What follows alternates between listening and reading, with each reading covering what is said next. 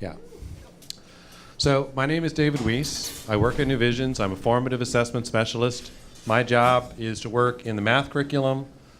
We're developing 3 courses for teachers to use, and developing curriculum when you're using Google Drive comes with some of its own sort of special challenges. We have 2 big problems, lots of other problems, but 2 big problems are on managing the documents themselves. I'm going to talk today about how I use Google Apps Script to make that management way, way, way easier. So 3 courses, 180 school days, an activity every day, 5 resources for the activities, maybe there's slides.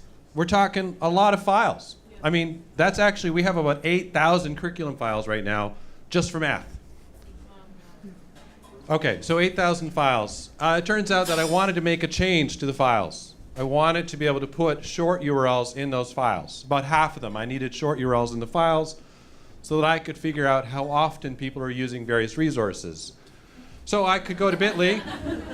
And I could copy that URL and paste it into the document, and copy that URL and paste in the document.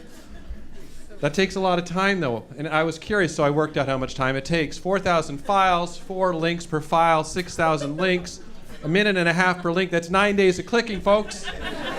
Who wants to do 9 days? No, but not me. Forget it. Crazy. So I had to figure out a different solution. I wrote a script. So the script does this for me. Takes 5 minutes to do 9 hours work. Took 5 hours to write the script, but I only have to do it once. This is just part of the script though, okay? So now I have this dashboard where I can keep track of how often our various curriculum resources and types of resources are being used by people. Or proxy for usage. Clicking on a link doesn't mean they used it, but they looked at it. So second problem. We have all these people working on curriculum for us, maybe 10 to 12 people working on various types of curriculum. And a huge problem with that is actually then they all own the files that they made, which that's not a big deal. Everybody owns their own files. That's no problem, except when you leave and your user is deleted and all the files go with it. So fortunately, IT was able to rescue our files and undelete this account. We got our files back, and I said, never again. Not doing that again. We created what's called a role account for those files. So to avoid this message, what that role account does is it owns all the files on behalf of us. We just have to transfer ownership. So we go into our drive, which is going to show up in a second here. We change the ownership to this thing called A2I content. Seems kind of straightforward, no problem. What do you have to do? You just have to click a couple things, files transferred, done. But the problem is that people are lazy. I mean, really lazy. Or forgetful. And so they forget to transfer the ownership, and we get files that end up not being transferred to this role account. We're still in the same problem we had before, which I was trying to avoid. So I figured out how long it would take us to actually fix all those URLs. Well, it turns out about half of our documents, again, were owned by the wrong account. That's 4,000 documents. Takes a long time to find those documents and change the ownership. It's more like 5 minutes a document. So that's like 42 days work.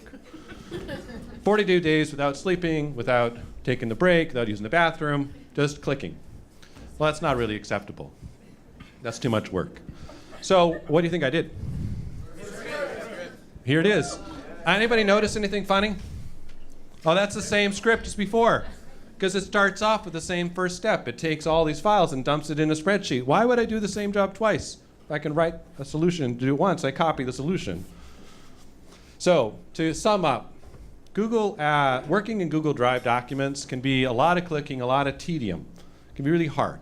It could take a lot of time out of your day doing things that don't directly help you work. So during the last 6 weeks, where I really made a push to improve this work, yeah, this is meaningless. My productivity over time has increased, right? I get more work done. Because I have the script working for me. In fact, in the last 6 weeks, I've estimated I've done 60 days of work with scripts alone. You may notice that there aren't even 60 days in the last 6 weeks. That's for a raise. This is the ask. So, slide 21. Slide 21 says you should learn to code. Because if you can save yourself 60 days work, Well, how long does it take to learn to code? I think I just saved myself a whole amount of time it took me to learn how to do this stuff. Thanks.